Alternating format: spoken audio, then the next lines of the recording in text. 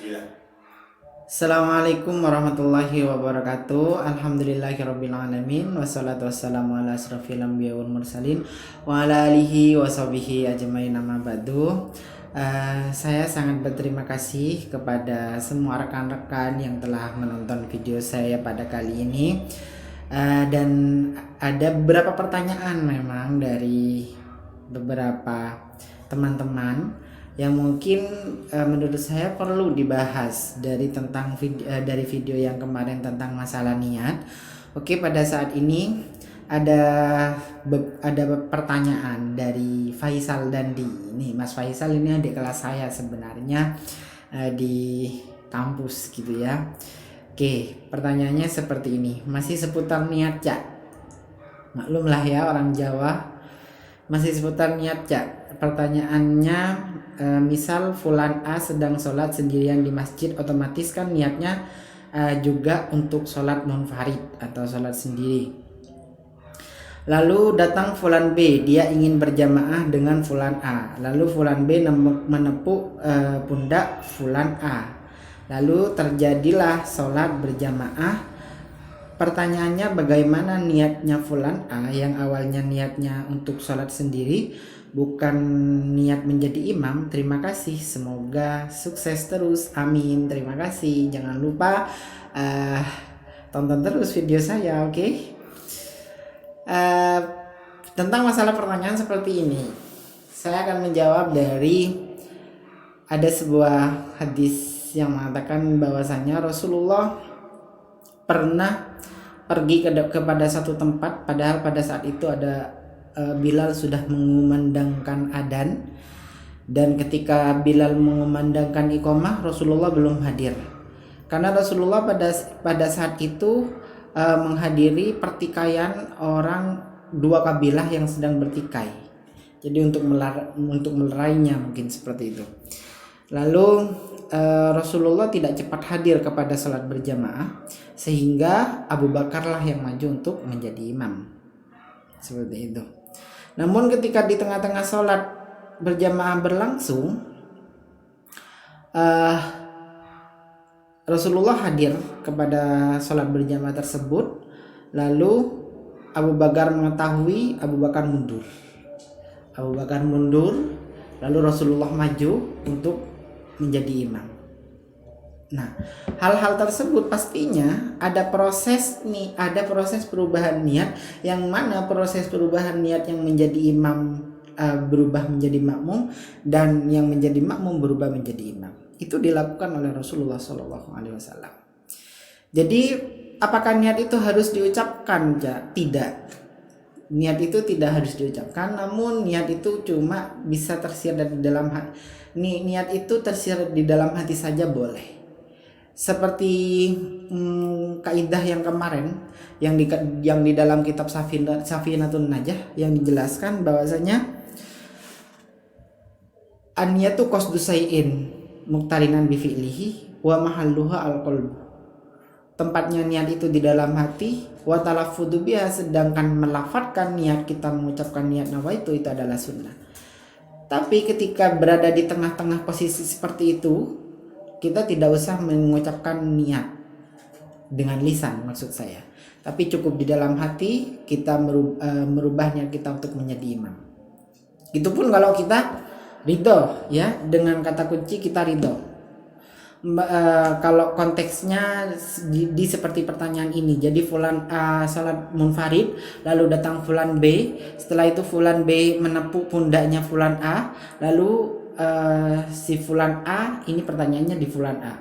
Fulan A apakah mau merubah niatnya dia menjadi imam? Apakah tidak? Seperti itu. Kalau niatnya Fulan A merubah menjadi imam, maka terjadilah perubahan di situ.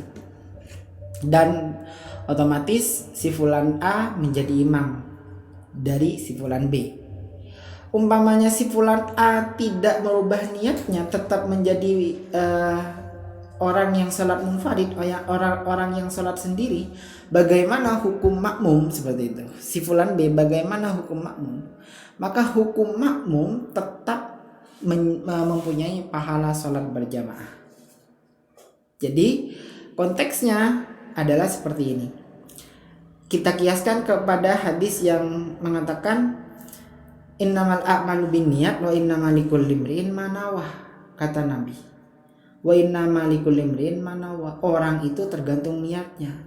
Kalau kita niat sholat berjamaah kepada orang tersebut, namun orang tersebut tidak ridho, tapi maksudnya tidak ingin menjadi imam, maka tetap si makmum mempunyai pahala sholat berjamaah.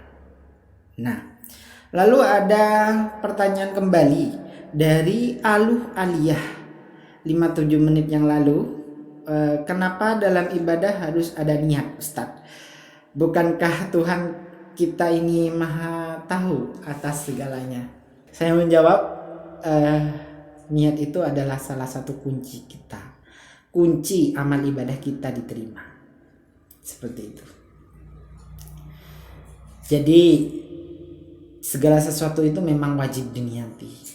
Kalau segala sesuatu itu tidak diniati, itu kembali kepada kita, seperti itu. Ya, maka kita akan main-main.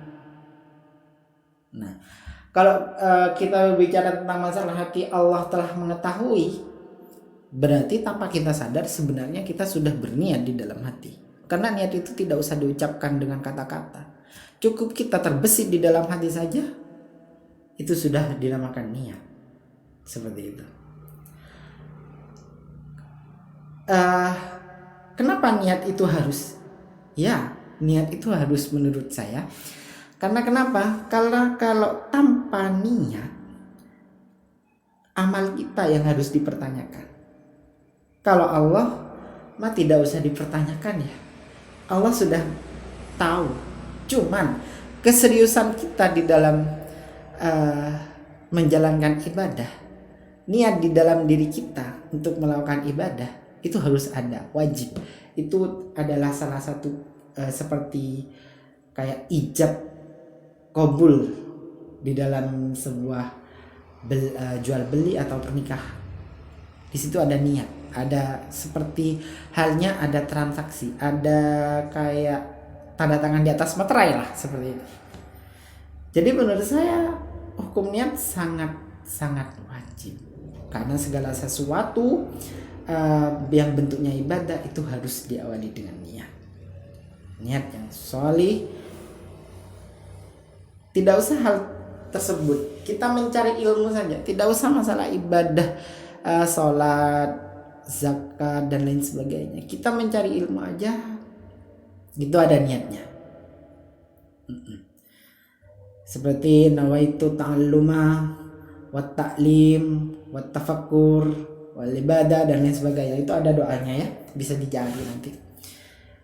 Mungkin cukup sekian. Semoga jawaban-jawaban saya bisa menjawab apa yang menjadi pertanyaan Anda semua.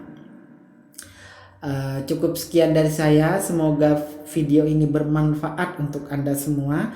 Apabila ada pertanyaan kembali, silakan diketik di kolom komentar.